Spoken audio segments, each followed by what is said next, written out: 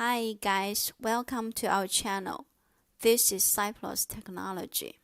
We will share some news and information about batteries. Last time, we introduced how a grade B cells was occurred during manufacturing process. And today, we are going to talk about how to distinguish grade A and grade B cells. And we will take prismatic cell as an example. So why we need to distinguish a grade A and grade B cells? We know that grade A cells are much more expensive than the grade B cells.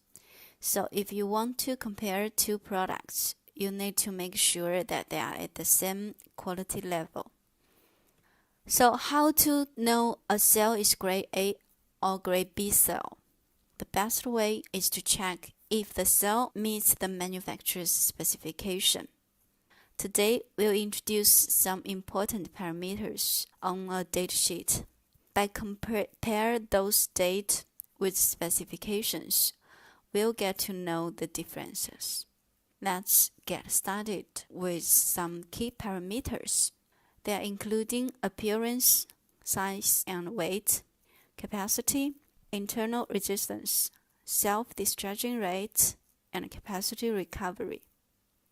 The first one is appearance. Because each cell was produced with a unique QR code as a proof of identity, which also make it more convenient for the manufacturers to offer after-sales services. And as we mentioned in the last post, grade B cells are categorized as unqualified products. They usually do not offer warranty. That's why they will scrap off this QR code before selling them out.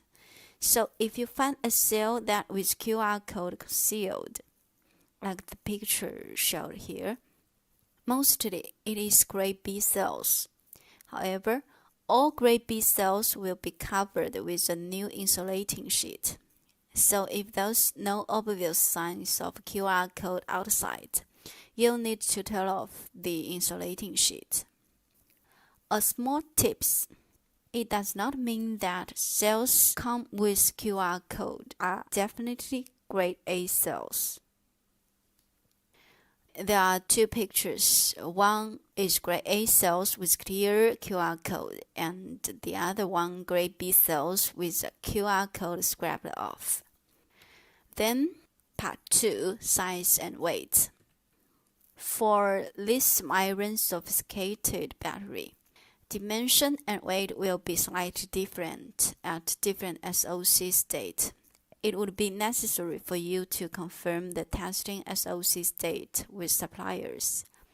Then, measure the size and weight at the same SOC conditions and compare the results with specifications. So, if you follow the datasheet SOC statement and measure the dimension and weight, if those data meets the datasheet, it is grade A cell for this parameter.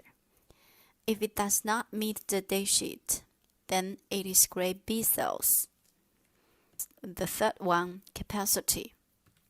Capacity is usually tested at temperature of 25 Celsius degree, charging and discharging rate of 1 C. Record the real tested capacity value and compare the results with the specification.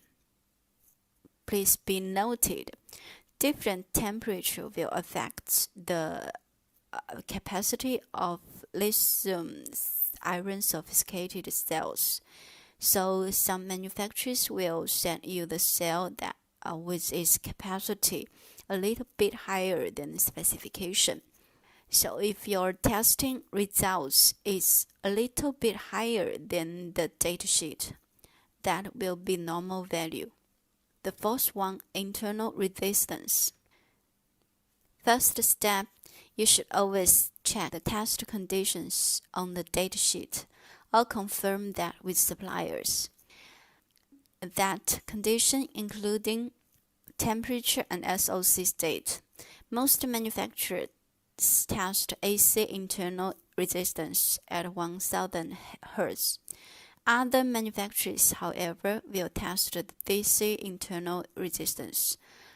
But generally speaking, the DC internal resistance is more reliable. So if your testing results meets the datasheet, it is grade A cell. Here are two pictures. One multimeter for testing DC internal resistance, and the other one AC internal resistance tester for testing AC internal resistance. The fifth one, self-discharging rate. The self-discharging rate is calculated according to the voltage decreasing, and at different SOC statement, the self-discharging rate is different. At the 100% SOC state, the voltage will decrease quicker than at 15% SOC status. So check the datasheet to make sure the testing SOC state first.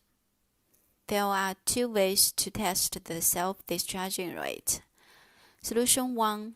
To test the voltage decreasing rate at room temperature of 25 Celsius degree by stocking for 28 days. And solution 2. To test the voltage decreasing rate at higher temperature of 45 Celsius degree by stocking for 7 days. For example, if the self-discharging rate is 3%, for normal temperature, the self-discharging rate per day is about 0.107%. For high temperature, the self-discharging rate per day is about 0.43%. So we can stock the cell in the specified testing conditions. Check and write down the voltage decreasing of the cell each day. Then you can check each day's self-discharging rate and the month or week's self-discharging rate as a double check. Generally speaking, the self-discharging rate of solution 1 by stocking for 28 days are more reliable. The last one, capacity recovery rate. To test the capacity recovery rate, you just need to do a 100% DOD charging and discharging cycle and check if the capacity recovery rate meets the datasheet.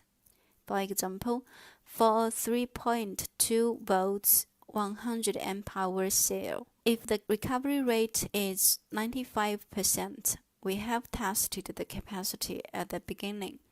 It is 100 amp hour. Then after all the test, we do a 100% DOD charging and discharging. Then the capacity should be more than 25 amp hour. If yes, the battery capacity recovery rate meets the datasheet. It is a grade A quality cell for this parameter. So here we draw a conclusion. What we are doing is to compare the testing date with specifications so that we can trust the datasheet or supplier. But remember to make sure the testing conditions before testing. After all the test and comparison, if all the data meet the specifications or datasheet, it is grade A cell. If not, it is grade B cell. So this is a way to distinguish grade A and grade B cells. And one more question. If you picked out several manufacturers with grade A cells, which one will you choose? Just consider the price differences. Next time, we will share more interesting information. So welcome to subscribe us. Thanks for watching.